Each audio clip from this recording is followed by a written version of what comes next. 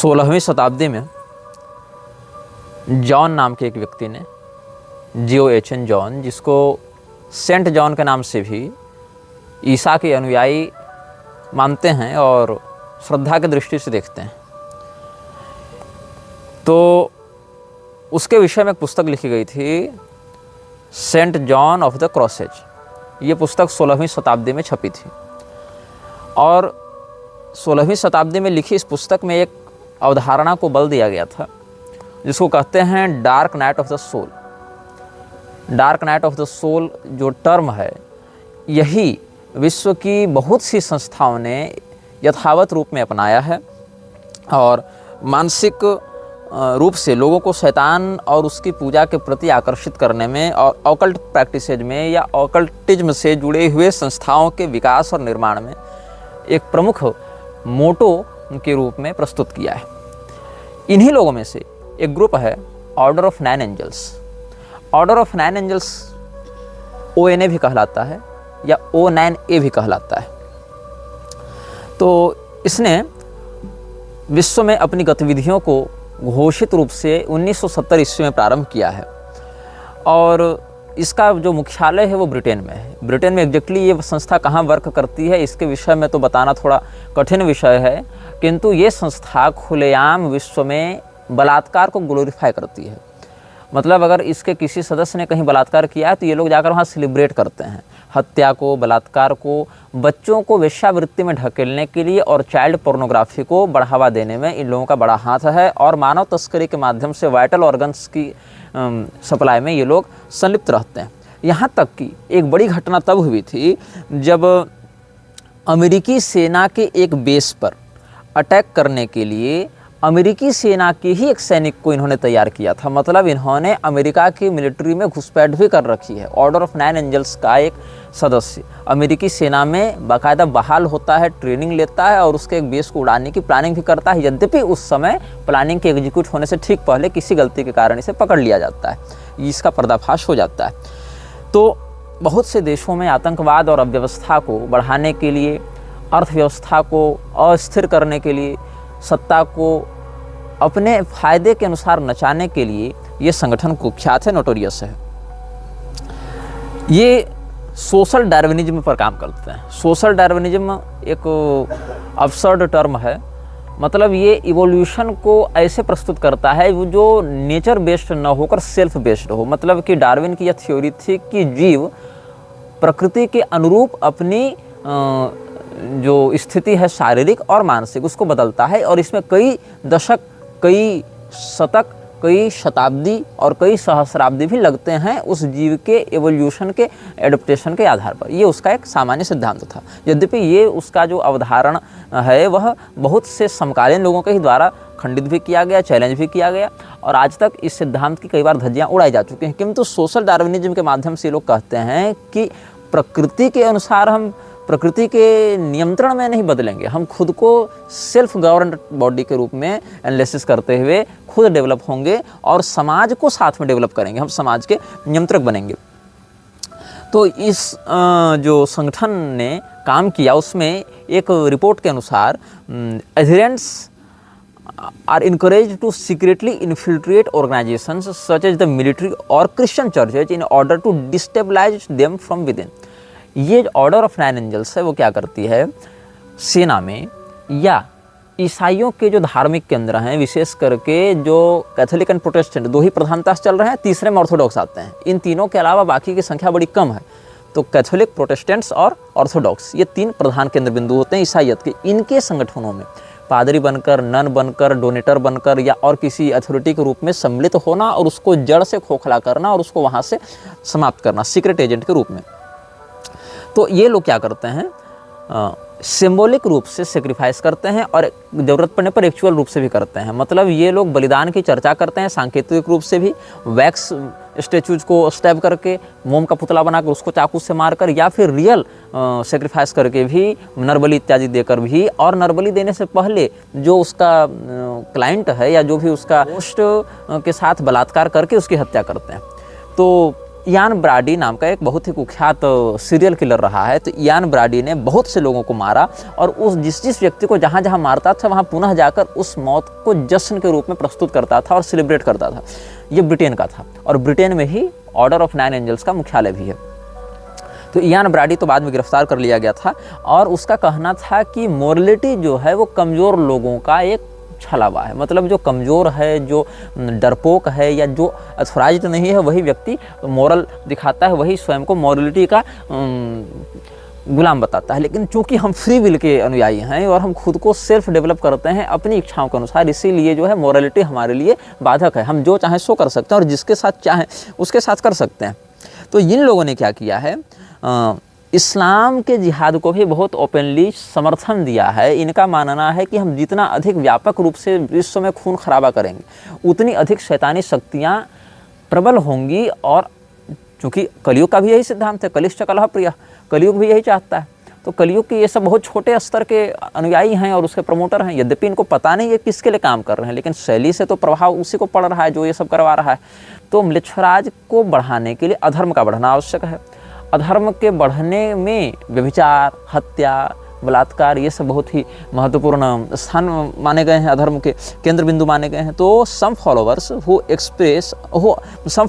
also express enthusiasm for Islamist jihadist violence. All this real world activity is supposed to have a supernatural effect, opening up a gateway into the world for evil energies.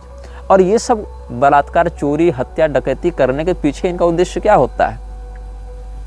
इनका उद्देश्य ये होता है कि हम अपने प्रभाव से अधर्म को इतना अधिक बढ़ा दें कि गेटवे खुले और उस गेटवे से इनके द्वारा आराधित की जाने वाली पैशाचिक शक्तियाँ जो मिडिल डायमेंशन में रहती हैं, जो कॉस्मिक डायमेंशन है और जो ये पार्थिव आयाम है, इन दोनों के मध्य में जो डायमेंशन है जहाँ पर इस प्रकार के जो क्षुद्र शक्तियाँ हैं, जो तामसिक शक्तियाँ हैं, वेताल, भूत, प्रेत, ब्रह्म राक्षस, मुंजा और कलुआ, ये सब जो शक्तियाँ हैं वो सब जहाँ रहती हैं, या इनकी भाषा में कहने तो डीमंस और जो ये सब मानते हैं वेम्पायर्स, या जो कुछ मैथोलॉजिकल और कुछ रियल कैरेक्टर्स भी जो ये मानते हैं, टर्मोलॉजी अलग अलग हो सकती है। तो ये सब वहाँ पर एग्जिस्ट करते हैं और वहाँ से गेटवे खुले और हमारे इस दुनिया में आकर हमें वरदान दें और हमारे विश्व नेता बनने के अभियान को सार्थक करें। तो वो गेटवे कैसा दिखता है इसकी भी परिकल्पना ये कोटिंग ने की है और उसने अपने अनुभवों को लिखा है, उस पर हम बाद में आएंगे। और साथ ही यह भी बताएंगे कि ये कोटिंग का उत्थान और पतन कैसे हुआ, इस पर भी हम चर्चा करेंगे। तो इनको कॉमन टर्म में नियो नाजी भी कहा जाता है। जैसे कि नाजी का अभियान विश्व में एक विचारधारा मात्र को स्थापित करते हुए अन्य सभी विचारधाराओं को नष्ट करने के प्रति केंद्रित था, वैसे ही ये लोग भी चाहते हैं कि हम लोग भी अपनी एकमात्र विचारधारा को पूरे विश्व पर लागू करते हुए बाकी सभी लोगों को निर्ममतापूर्वक मार डालें। ये उनकी अवधारणा रही है। तो और भी जैसे अमेरिका में एक डिवीज़न काम करता था, एटम वेपन डिवीज़न, और एटम वेपन डिवीज़न के माध्यम से ONA ने, ऑर्डर ऑफ 9 एंजल्स ने 5 हत्याएँ करवाई थी। और इसी प्रकार से जो ब्रिटेन है, ब्रिटेन में सोनन क्रिक डिवीज़न काम करता था और वो भी इसी प्रकार का काम करता था। अभी वर्तमान में अमेरिका और ब्रिटेन दोनों की सरकार ने एटम वेपन डिवीज़न और सोनन क्रिक डिवीज़न को प्रतिबंधित कर दिया है। तो इन लोगों ने क्या किया है, बहुत से लोगों को अपने लिए तैयार किया था और इन लोगों ने जो विशेष करके जो सोनन क्रिक डिवीज़न था उसने ONA के लिए बहुत कुछ सेक्सुअल वायलेंस के मटेरियल सप्लाई किए हैं। ये लड़कियों को उठाते थे, लड़कियों को वहाँ पर सप्लाई करते थे, लड़कियों के साथ बलात्कार किया जाता था, हेडक्वार्टर में रिचुअल्स किए जाते थे शैतानों को जगाने के लिए, और फिर उनका रेप करके फिर उनका मर्डर करके, और कई मामलों में उनके अंगों को भी इधर उधर बेचा जाता था। या फिर ये लोग कैनिबलिज्म को भी प्रमोट करते हैं, नरमांस के भक्षण को भी ये लोग प्रोत्साहित करते हैं। तो ये हम आपको ऑर्डर ऑफ 9 एंजल्स के विषय में बता रहे हैं। जो ये संस्था है इसमें 1960 से गतिविधियां प्रारंभ हो गई थी, लेकिन प्रभावी रूप से विश्व में इसको अपनी पहचान स्थापित करने में 10 साल का समय लगा।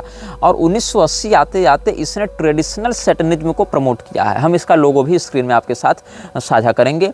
और United Kingdom, Russia, United States, Canada, Australia, Italy, Greece, Egypt, Ireland, Finland, Portugal, Serbia, Poland, Spain, Brazil, Philippines, Iceland, Belgium, Montenegro, Netherlands, Mexico, Germany, New Zealand और साउथ अफ्रीका, इतने देशों में इसके लोग सक्रिय हैं। सौभाग्य से भारत में इनकी कोई ज्ञात गतिविधि प्रत्यक्ष रूप से अभी तक नहीं मिली है। और ये ऑपरेट कहाँ करते हैं? ब्रिटिश कोलंबिया, टेम्पेर, कैरलिया, सॉफ्टशायर और साउथ कैरोलिना, इन स्थानों पर ये करते हैं। और मेंबरशिप अगर बताई जाए तो एजेंसियों के अनुसार हजारों में इनके मेंबर्स काम कर रहे हैं। मतलब ये कोई छोटा मोटा संगठन नहीं। ऑर्डर ऑफ 9 एंजल्स के बैनर तले इस प्रकार के तामसिक तत्वों को, पैशाचिक कृत्यों को आगे बढ़ाने वाले हजारों लोग हैं। और murder, sexual assaults, child sex abuse, child pornography, child prostitution और यहाँ तक कि साइबर क्राइम में भी ये लोग बहुत गहराई से घुसे हुए हैं। अब ये देखना है कि इनका साथ कौन दे रहा है। इनका साथ दे रहा है Russian far right paramilitary units, रूस की संस्थाएं इनका साथ दे रही हैं। एटम वेपन डिवीजन भी, रूसिज ग्रुप भी, रशियन इंपीरियल मूवमेंट ये भी इनका साथ दे रहा है। The base, black order, combat 18 और national action, Nordic resistance movement, ये सब इनके साथ दे रहे हैं। जेरेट स्मिथ, गैरनहैम, जैकेक या जैसेक जो भी इसका नाम होगा, थॉर्जवेस्की, एंड्रू डैमॉक, ईथन मेल्जर, इगर क्रेस्नॉव, ये सब लोग इसके प्रधान नेता माने गए हैं। और church of Saturn, temples of set और जॉय ऑफ सैटर्न, इन लोगों से इनकी प्रतिद्वंदिता चलती है। अब मजे की बात यहाँ पर ये है कि जो ऑर्डर ऑफ 9 एंजल्स है वो भी मृक्षराज के लिए काम कर रहा है, वो भी शैतान को बढ़ावा दे रहा है। और एंटन लाविन ने जो सैटनिक चर्च की स्थापना की थी वो भी शैतान के लिए काम कर रहा है, वो भी मृक्षराज के अभियान को बढ़ाकर इन पैशाचिक शक्तियों को जगाने का काम कर रहा है। लेकिन दोनों आपस में राइवल्स के रूप में प्रस्तुत होते हैं ताकि इनकी जो अंदरूनी साठगांठ है वो लोगों में पता न चले। तो इस संस्था को किसने बनाया था? वेल्श में रहने वाली एक महिला ने इस संस्थान को प्रारंभ किया था। इस संस्थान की स्थापना के पीछे एक महिला थी। और इसके बाद 1973 में एंटन लॉन्ग नाम के एक व्यक्ति ने, और कुछ लोग कहते हैं ये कोई काल्पनिक व्यक्ति था, मतलब ये शूडो नेम था, वास्तविक नाम नहीं था इसका। ये कोटिंग भी वास्तविक नाम नहीं है, ये कोटिंग भी एक काल्पनिक नाम है, उसका वास्तविक नाम हम इस वीडियो के अंत में डिस्क्लोज करेंगे। तो एंटन लॉन्ग नामक किसी व्यक्ति ने इस महिला के द्वारा स्थापित की गई इस सीक्रेट सोसाइटी को इंटरनेशनल लेवल तक पहुंचाया, उसको एक प्लेटफॉर्म प्रदान किया, उससे लोगों को जोड़ा, समान नकारात्मक विचारों वाले लोगों को उसमें जोड़ा, साझा किया। और 2000 ईस्वी आते आते इन लोगों ने पूरे इंटरनेट पर एक ऐसा मायाजाल फैलाया जिसमें बहुत बड़ा हिस्सा डार्क वेब का है। डार्क वेब को ये बहुत फोर्सफुली इफेक्टफुल बनाते हैं, उसको कंट्रोल करते हैं। और डार्क वेव की होने वाली अधिकांश जो सेक्सुअल या जो तस्करी से संबंधित, ह्यूमन सेक्रीफाइस से संबंधित या ह्यूमन ट्रैफिकिंग से संबंधित जितनी भी गतिविधियां हैं डार्क वेब में, उसमें बहुत बड़ा हाथ ऑर्डर ऑफ 9 एंजल्स का होता है। अब एक इसमें बात देखनी चाहिए, इन लोगों ने कुछ शिक्षा दी है। According to order teachings, this is necessary in order for a galactic civilisation to form in which Aryan society will colonise the Milky Way. इन लोगों ने क्या कहा है, हम केवल इस पृथ्वी पर शासन करने के लिए इसको हमने नहीं बनाया, हम इस आकाश गंगा पर नियंत्रण करना चाहते हैं। आपको सुनने में ये बात हास्यास्पद लगती होगी, लेकिन ये बात उन लोगों के जीवन में हास्यास्पद बिल्कुल नहीं है। मेरी बात सुनकर आप हंस सकते हैं कि अरे कैसे पागल लोग हैं, लेकिन हाँ, हजारों की संख्या में ऐसे ही पागल लोग नाबालिग बच्चों को उठाकर उनका बलात्कार करके, उनकी हत्या करके, उनके वीडियो को नीलाम करते हैं डार्क वेब पर। और ये एक गहरी सच्चाई है। आपके लिए इनकी विचारधारा एक मजाक हो सकती है, लेकिन अपनी इस विचारधारा को प्राप्त करने के लिए इन्होंने हजार लोगों के साथ बलात्कार किया, हत्या की, उनके अंगों को निकाल कर बेचा है, क्योंकि ये वास्तव में एग्जिस्ट करते हैं। जो लोग मेरे इस अभियान को, इस श्रृंखला को काल्पनिक बताते हैं, मेरा मजाक उड़ाते हैं, उनको अभी अंदाजा नहीं कि मैं किन शक्तियों के विषय में बात कर रहा हूँ और उसका इम्पैक्ट समाज में क्या पड़ रहा है। अभी तुम सोए हुए हो और सही मायनों में कहें तो मुर्दे हो चुके हो, क्योंकि सोए हुए को तो जगाया जा सकता है, वीडियो देखकर कई लोग जगे हैं, लेकिन मुर्दे को तो जगाया भी नहीं जा सकता है। तो ये लोग क्या चाहते हैं, कैसे होगा ये? तो ये स्पिरिचुअल पाथ को खोलेंगे, एक गेटवे खोलेंगे ये, और गेटवे से एक पाथ इनको मिलेगा, स्पिरिचुअल पाथ। यहाँ स्पिरिचुअल का अर्थ आध्यात्मिक नहीं है, रूहानी कर सकते हैं। यहाँ रूहानी का अर्थ भी कोई सात्विक नहीं है, रूहों से जुड़ा हुआ। यहाँ स्पिरिट एक नेगेटिव टर्म में आप ग्रहण करेंगे। तो ये गेटवे खोलना चाहते हैं, और वो गेटवे खुलेगा एक सर्टेन अमाउंट ऑफ एनर्जी से। और वो सर्टेन अमाउंट ऑफ एनर्जी इनको कैसे मिलेगी? तो इसके लिए कहते हैं ये लोग सोशिएटल टैबूज को ब्रेक करना है। जो अवधारणा समाज में है कि जैसे जो जिनको आप कहें तो राइटियस पाथ ऑफ लिविंग कर सकते हैं, कि मतलब चोरी मत करो, डकैती मत करो, सत्य का पालन करो, हिंसा से रहो, अपरिग्रह से रहो, या जो भी आप समझ लीजिए कि अगर सनातनी भाषा में कहें तो 16वें अध्याय के पहले 2 श्लोक जो गीता में हैं उनको आप देख लीजिए। तो इसका अवरोध करना, सीधे सीधे दैवी संपदा का विरोध करना है इनके लिए उस गेटवे को खोलने का माध्यम है। और इसके लिए क्या करेंगे? आइसोलेटिंग देमसेल्स फ्रॉम सोसाइटी, समाज की जो प्रसिद्ध और मुख्य धारा है उससे स्वयं को दूर करना। Committing crimes, embracing political extremism and violence and carrying out acts of human sacrifice. ONA members, Order of Nine Angels members, practice magic, believing that they are able to do it by channeling energies into their own causal realm from an acausal realm where the laws of physics do not apply. And these magical actions are designed to help them achieve their ultimate goal of establishing the imperium. ये एक imperium एक ऐसे दुर्ग की, एक ऐसे साम्राज्य की स्थापना करने में लगे हैं जो कि नरबली देकर प्राप्त किया जा सकता है, और सैकड़ों की संख्या में नरबलियाँ ये देते हैं। और इनके विषय में मैं आपको आगे और खुलकर बताऊंगा। इन्होंने इस गतिविधि को आगे बढ़ाने के लिए जिसको चुना है उसको ये लोग आर्यन ही कहते हैं। ध्यान दीजिएगा, भारत में भी सामाजिक विद्वेष को बढ़ाने के लिए और देश को खंडित करने के लिए एक काल्पनिक थ्योरी को बहुत वर्षों से पढ़ाया जाता रहा है, जिसको कहते हैं आर्यन इन्वेजन थ्योरी। आर्य और द्रविड़ के नाम से जो काल्पनिक बकवास इतिहासकारों ने भारत के शिक्षा व्यवस्था के ऊपर थोपी है और लोगों को इतिहास के विषय में भ्रामक बातों को समझाकर बरगलाकर एक वैमनस्य का भाव उत्पन्न किया है, ये उसी का समर्थन करते हैं, जिसमें ये आर्यन को एक सुप्रीम रेस के रूप में रखते हैं जो कि वर्ल्ड वाइड बढ़ा हुआ है। और ये वही आर्यन है जो हिटलर मानता था। तो हिटलर के विचारों से प्रभावित होकर ये इसको इंटरगैलेक्टिक स्टेट पर ले जाना चाहते हैं, सोलर सिस्टम से भी बाहर, मतलब पूरी मिल्की वे पर ये कब्जा करना चाहते हैं। और आपको सुनकर हंसी आती होगी, लेकिन मैं बताऊं इनका समर्थन कौन कर रहा है? Atom weapon division. Atom weapon division क्या है? इसकी स्थापना 2013 में हुई थी और इसको ब्रैंडन रसेल ने बनाया था। और इसने अमेरिका में इतना उत्पाद किया क्योंकि मतलब इसने एक संकल्प ले रखा था कि फेडरल गवर्नमेंट को हम यूनाइटेड स्टेट्स से बाहर कर देंगे और उसके लिए हमको चाहे जो करना पड़े। तो ये टेक्सास में रहते हुए इन्होंने अपना काम प्रारंभ किया और United States, United Kingdom, Canada, Germany, Baltic States, Russia, Spain, Italy, Finland, Ireland और अलग अलग अर्जेंटीना, ब्राज़ील जैसे और भी देशों में और यूरोपीय देशों में भी इसका काम रहा है। और ये लोग एंटी डेमोक्रेटिक आइडिया वाले हैं, ये लोकतंत्र को पसंद नहीं करते हैं। ऐसे देखो, लोकतंत्र में बहुत खामियां हैं और लोकतंत्र बहुत अधिक भेदभावपूर्ण और एक पक्षीय व्यवहार करने वाला सिस्टम भी है, ये बात सत्य है। और लोकतंत्र अविवेकी सत्ता को प्रधानता से प्रमोट करता है बहुत मायनों में, ये भी सत्य है। लेकिन जिस प्रकार का हम विरोध करते हैं लोकतंत्र का और जिस प्रकार का ये विरोध करते हैं, दोनों में अंतर ये है कि लोकतंत्र को नष्ट करने के लिए लोकतंत्र के समर्थकों के साथ बलात्कार इत्यादि का, उनके बच्चों को अपहरण करके उनके अंगों को बेचने इत्यादि अमानवीय कृत्यों का हम समर्थन नहीं करते हैं। लेकिन ये एक्सट्रीमली प्रो रेपिस्ट हैं, प्रो मर्डरर्स हैं, प्रो स्मगलर्स हैं। और ये केवल ये नहीं कि डेमोक्रेटिक विचारधारा के विरुद्ध हैं, ये हर उस विचारधारा के विरुद्ध हैं जो इनको शासक के रूप में स्वीकार न करे। कहने का अर्थ ये है, ये शास्त्रीय राजतंत्र के समर्थक होगा ऐसी बात भी नहीं है, क्योंकि शास्त्रीय राजतंत्र में तो सर्वे भवन्तु सुखिनः इत्यादि की अवधारणा भी है, लेकिन यहाँ वैसी बात नहीं है। जो एटम वेपन डिवीजन है उसने तो 5 हत्याएं करवाई थी, उसके बाद लोग आ गए वहाँ पर, जो अथॉरिटीज हैं वो आ गए। उसके बाद एक 2013 में ही नेशनल एक्शन की स्थापना हुई थी यूके में, और नेशनल एक्शन नामक जो संस्था है उसको 2016 ईस्वी में, मतलब इसकी स्थापना के 3 वर्षों के बाद ही आतंकवादी संगठनों की सूची में लिस्ट करके इसको प्रतिबंधित कर दिया गया था। और इसने नेशनल एक्शन ने मिलकर एटम वेपन डिवीजन के साथ मिलकर एक और संगठन को प्रमोट किया जिसका नाम था सोनेनक्रेग डिवीजन। और सोनेनक्रेग डिवीजन जो है वो, मतलब आप जान लीजिए कि जो एटम वेपन डिवीजन अमेरिका में काम करती वही काम ये यूके में करती थी, लेकिन दोनों के कनेक्शन आपस में जुड़े हुए नहीं थे। लेकिन समान विचारधारा होने के कारण चैट और ईमेल के माध्यम से नेशनल एक्शन को माध्यम बनाते हुए, मीडियम बनाते हुए इन दोनों ने संपर्क किया, दोनों डिवीजन्स ने, यूके बेस्ड और यूएसए बेस्ड। और बीच में मीडिएटर कौन बन गया? National action. और इन लोगों ने मिलकर ये कहा कि हम लोग 2018 में इन लोगों ने कहा कि प्रिंस हैरी जो है उसको हम लोग मार देते हैं। प्रिंस हैरी जो ससेक्स का ड्यूक भी है उसको हम मार देते हैं। क्यों मार देते हैं? क्योंकि उसने मेघन मार्कल से विवाह किया है और मेघन मार्कल जो है वो पूर्ण श्वेत महिला नहीं है, वो ब्राउन चमड़ी की है, इसीलिए उसका वध कर दिया जाए, उसको गोली मार दी जाए। और इतना ही नहीं, हर वो पुलिस वाला मार दिया जाए जो इनकी सुरक्षा में है, और मारने से पहले उसका बलात्कार किया जाए, ये भी।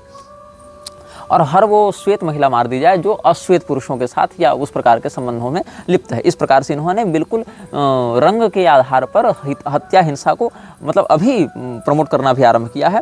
और ऐसे ही करके एक कॉम्बैट 18 नाम का ग्रुप काम करता था। कॉम्बैट 18 की स्थापना इन लोगों से पहले हुई थी, ये तो 2013-2016 से काम कर रहे हैं। कॉम्बैट 18 की स्थापना हुई थी 1992 ईस्वी में, डेविड मैट के द्वारा इसकी स्थापना की गई थी। ऐसे इसकी स्थापना ब्रिटेन में ही की गई थी और अभी तो ये एक्टिव है, लेकिन जर्मनी में इसको बैन किया गया है, इस प्रकार की सूचना प्राप्त हो रही है। विकिपीडिया में भी इसके विषय में बहुत कुछ मिल जाएंगे और इसके जो इतने अधिकारी हैं वो अधिक संख्या में तो नहीं हैं, लेकिन लगभग 200 से 250 लोग इसके लिए अभी कार्य कर रहे हैं, ऐसी सूचना भी यहाँ प्राप्त हो रही है।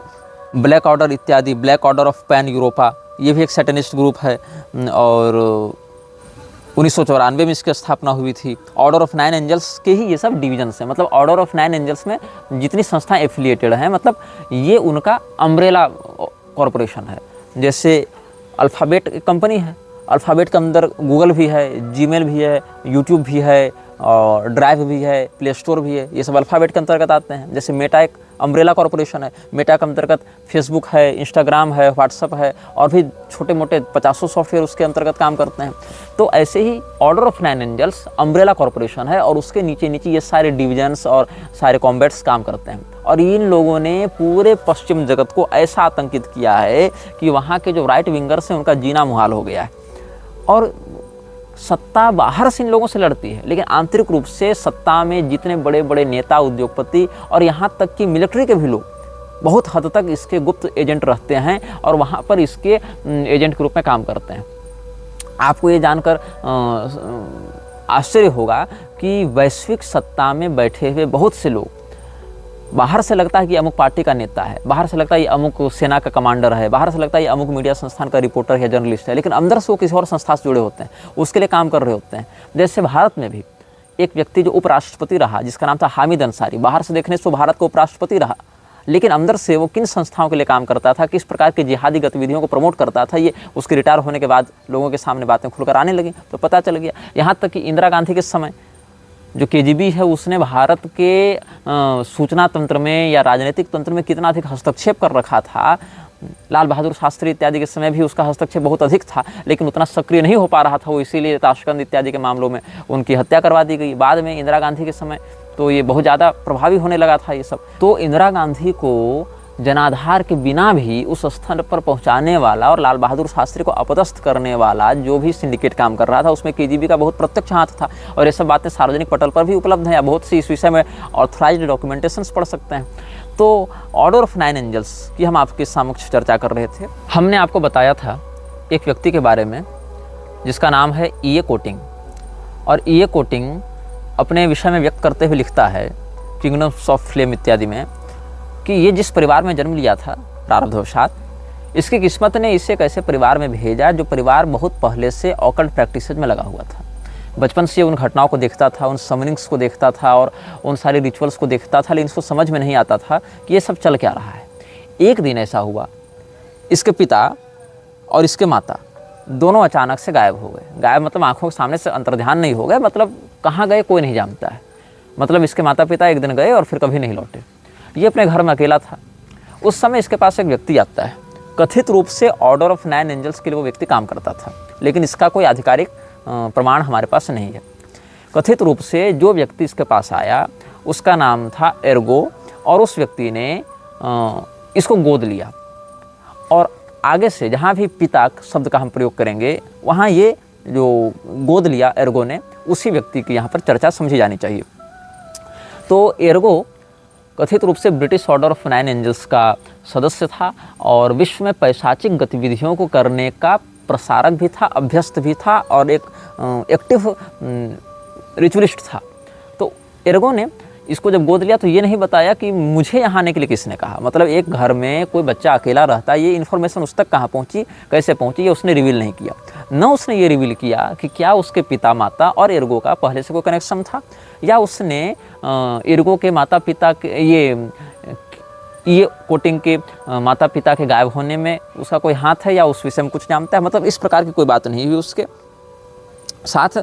और इतना ही पता चला कि एर्गो ने अपना परिचय दिया कि मैं ऑर्डो एसेंसम एर्टेनालिस नामक संस्था के लिए काम करता हूँ। यद्यपि ये संस्था कहीं न कहीं जुड़ी हुई थी ऑर्डर ऑफ 9 एंजल्स से, ऐसा संदेह था हमें। और हालांकि इस बात का भी अभी तक मेरे पास कोई ठोस प्रमाण नहीं है, लेकिन जिस प्रकार की गतिविधियाँ ये कर रहे हैं मुझे पक्का विश्वास है कि कहीं न कहीं कोई कनेक्शन होगा। तो ये एर्गो जब प्रैक्टिस करता था, ये भी अपने घर में इसको ले आया, तो इसने भी अपने वो रिचुअल्स करने प्रारंभ किए, ये उनको भी देखता था। तो पूछता था कई बार अपने उस पिता से, क्योंकि वही उसके लिए पिता हो गया। तो उसको ये पूछता था आप क्या कर रहे हैं, कैसे कर रहे हैं। तो इसका पिता एक ही उत्तर देता था, the only way a person can discover these things is to experience them. इसको मैं बोलकर नहीं समझा सकता, हम जो करते हैं उसको समझने का एक ही तरीका है। तुम भी इसको करो, तुम भी इसको महसूस करो, जानो कि ये क्या चीज़ें हैं, तब तुम जान पाओगे। तो ऐसा चलता रहा। बहुत सारी पुस्तकें, बहुत सारे गोएटिक पुस्तकें थी, बहुत सारे साहित्य इसके घर में पढ़े हुए थे, बहुत सारी समनिंग्स की चीज़ें पड़ी रहती थी। तो ये पढ़ता गया, लेकिन इसके पिता को ये करता हुआ, एर्गो को करता हुआ ये देखता था, और इसको समझ में नहीं आता था कि आखिर जो समाज हमें बाहर दिखता है, इस कमरे के बाहर, और इस कमरे में जो घटनाएं घटित होती हैं, या जिस प्रकार की एनर्जी अनुभव होती हैं, या जिस प्रकार का वाइब्रेशन अनुभव होता है, वो बाहर की दुनिया से बिल्कुल अलग क्यों लगता है। मतलब जिस कमरे में रिचुअल्स होते थे, उस कमरे की दुनिया और कमरे के बाहर की दुनिया, दोनों में कोई तालमेल इसको नहीं दिखता था। तो जब इसका 12वां जन्मदिन था, ये लिखता है, it was on my 12th birthday that my father took me in his car for a long drive. As I rode in the passenger seat, wondering where we were headed, my father and I chatted, the subject seeming to linger on the spiritual growth that I had fostered in my young years. He kept saying in different words that I could do so much if only I had better instruction, and that once I began, all obstacles would melt from my path.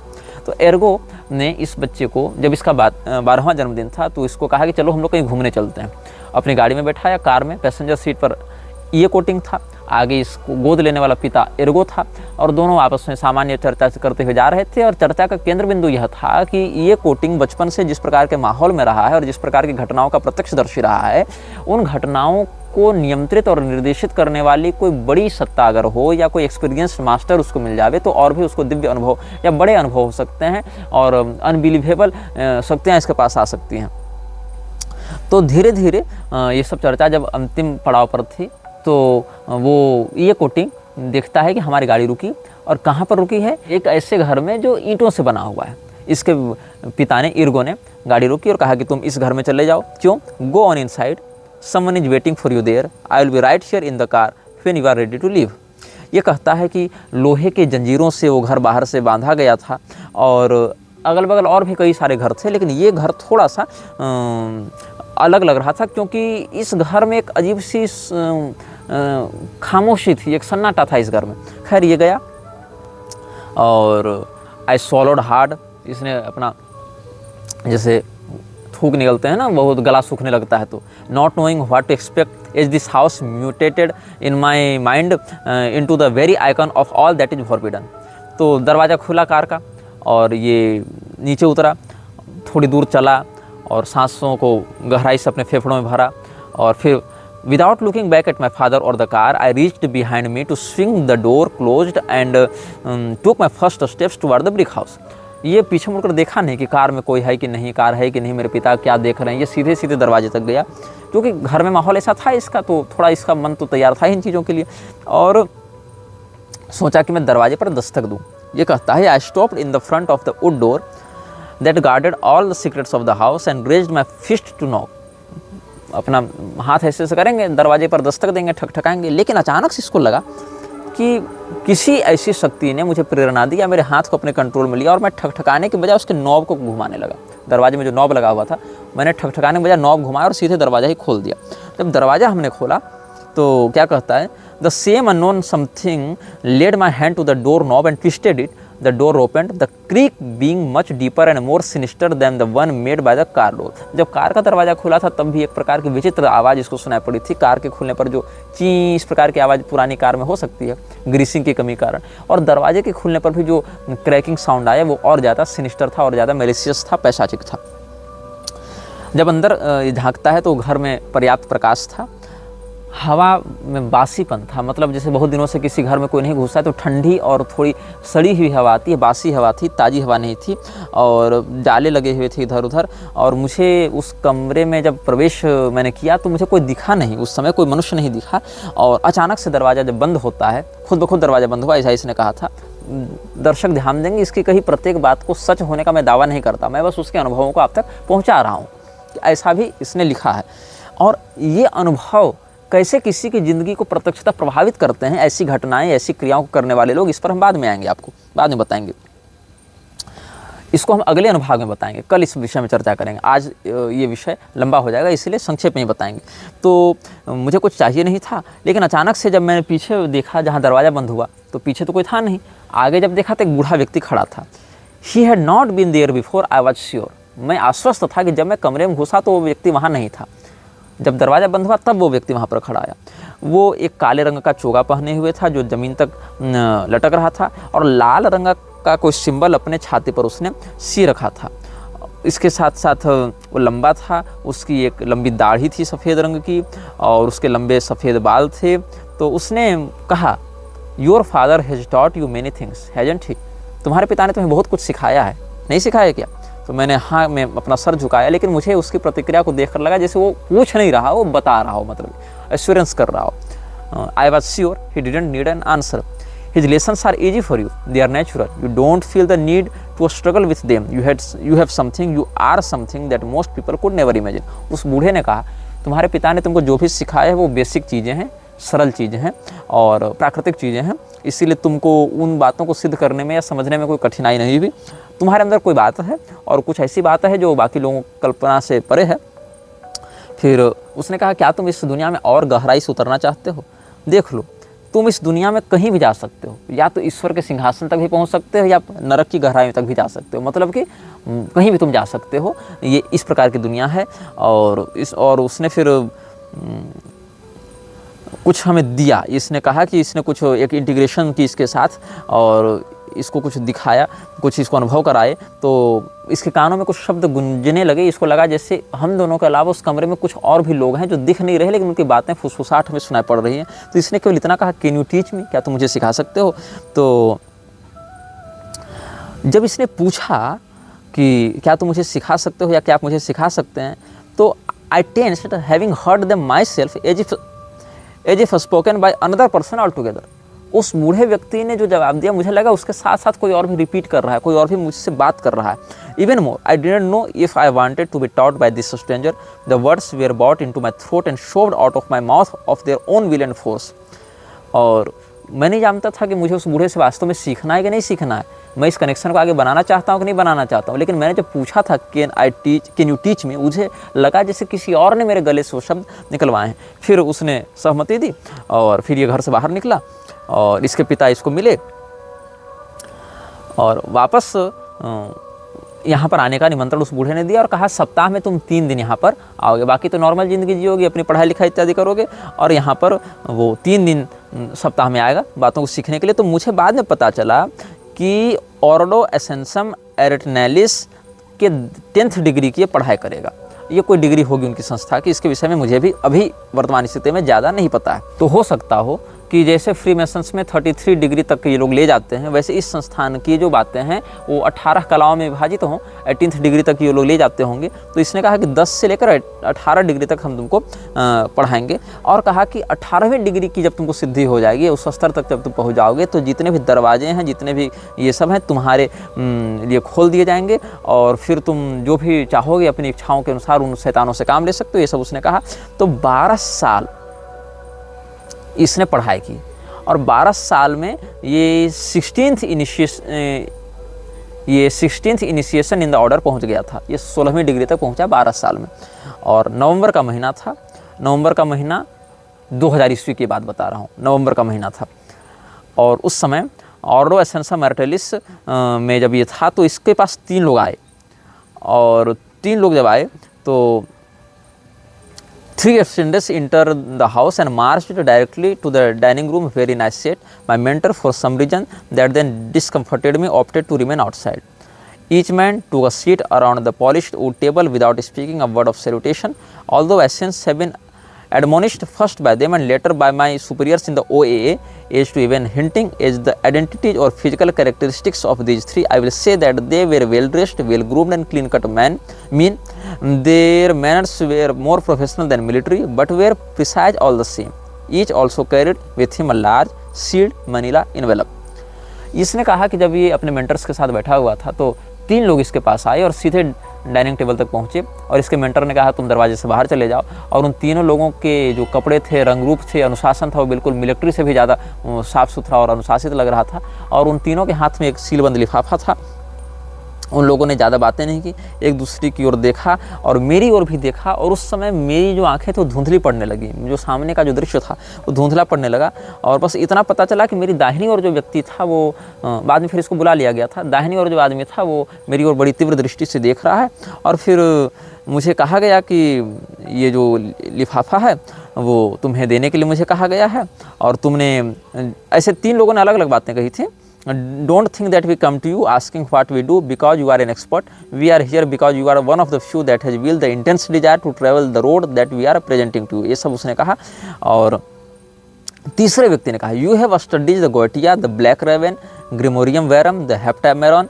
Indeed, you have access to the secret libraries of the OA.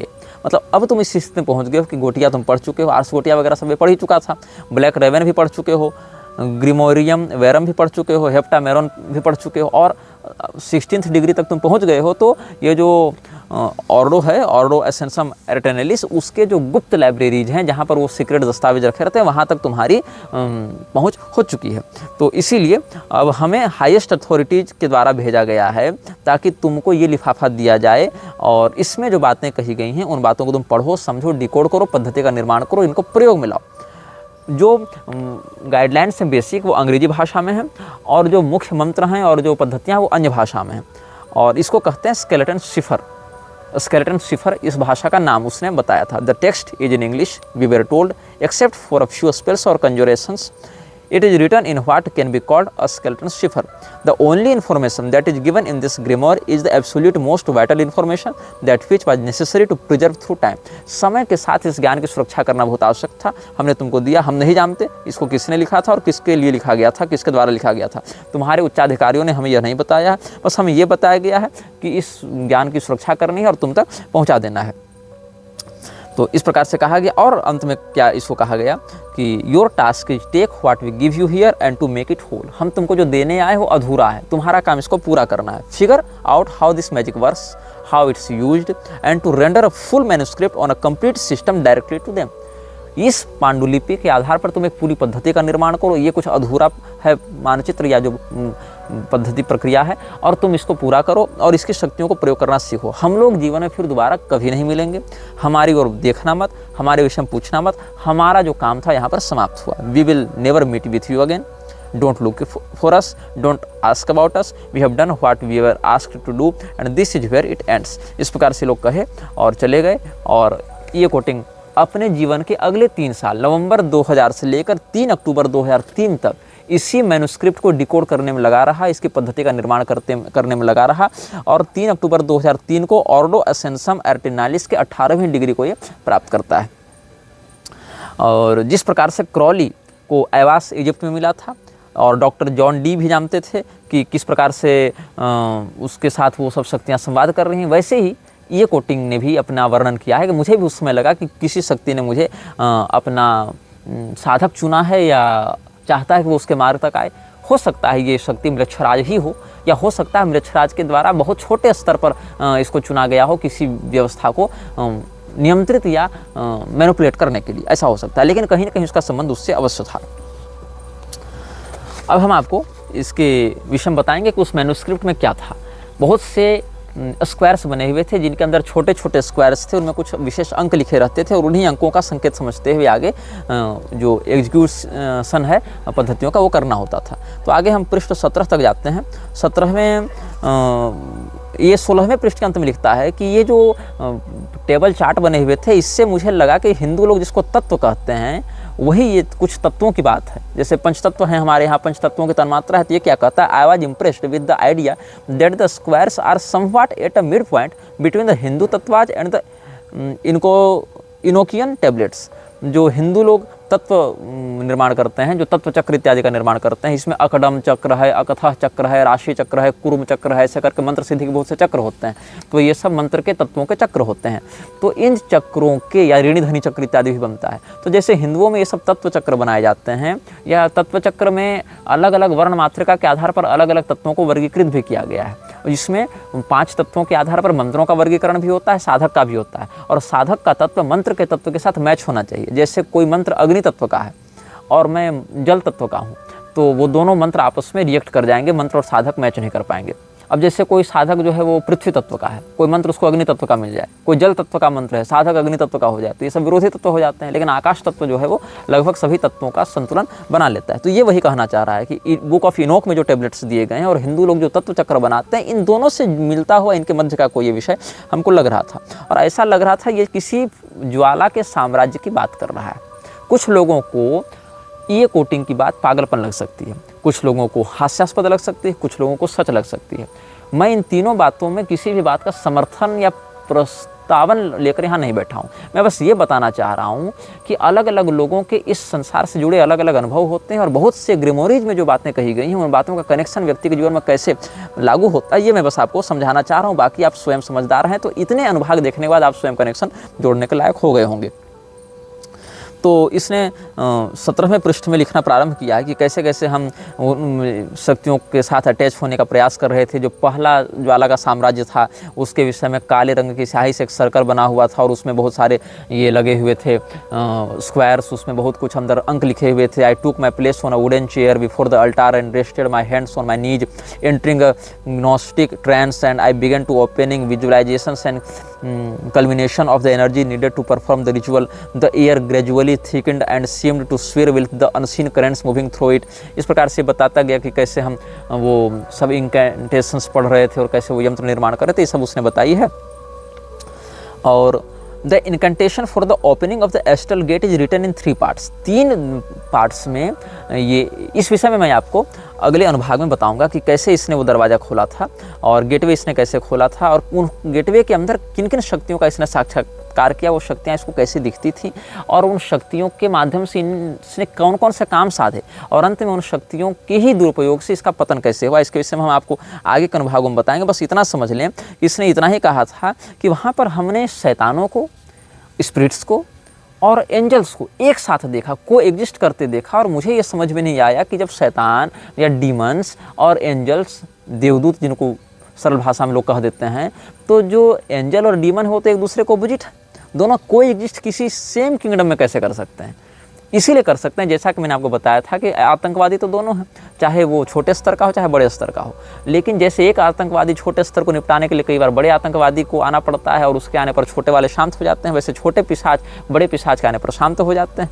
तो उस gateway के पीछे जो dimension है वहाँ पर demons और angels दोनों को एग्जिस्ट करते हैं और दोनों वहाँ पर आपस में नहीं लड़ते हैं जब तक इनको प्रोवोक न किया जाए, जब तक इनको जगाया न जाए, जब तक इनसे कोई कनेक्शन स्थापित न किया जाए। तो जो पहला भाग है इनकेंटेशन का और जो दूसरा भाग है, जो तीसरा भाग है, इन सभी माध्यमों के 3-3 मिले हुए हैं रिचुअल्स और 3-3 यंत्र बने हुए हैं, ऐसा इसने बताया था। और ये किस भाषा में ये कोई नहीं जानता था, बस मुझे लगा कि ये किसी प्रकार का कोई कोड है या किसी प्रकार का मंत्र है। The first part is in a language known neither to myself nor to any gate who has seen it. It seems to be an initial command for the gate to open and the bells to be parted. Although I had read this before many times in silence, as I read it aloud, it finally seemed to take on a shape and a substance that I had not imagined. तो ये जो भी gateway को देखता है उस gateway का चित्र हम आपको कल बताएंगे। उस गेटवे से जुड़े हुए जो यंत्र हैं उनका चित्र भी आपको हम अगले अनुभाग में बताएंगे और किस प्रकार के वहाँ तत्वों को इसने देखा, किस प्रकार की एंटिटीज़ को देखा और किस प्रकार ये ज्वाला का साम्राज्य अलग अलग परतों में बटा हुआ है। और फिर इसी ये कोटिंग के नाम का या वर्णन का आश्रय लेकर कैसे पश्चिम के जगत में व्यापक तबाहियाँ मचाई गई और उसका क्या दुष्परिणाम हुआ, इस पर हम अगले अनुभाग में चर्चा करेंगे। यह वीडियो जल्द ही हटा दिया जा सकता है। कृपया थर्ड पार्टी ऐप्स का उपयोग करके डाउनलोड करें। आप इस वीडियो को अपने चैनल पर फिर से अपलोड भी कर सकते हैं।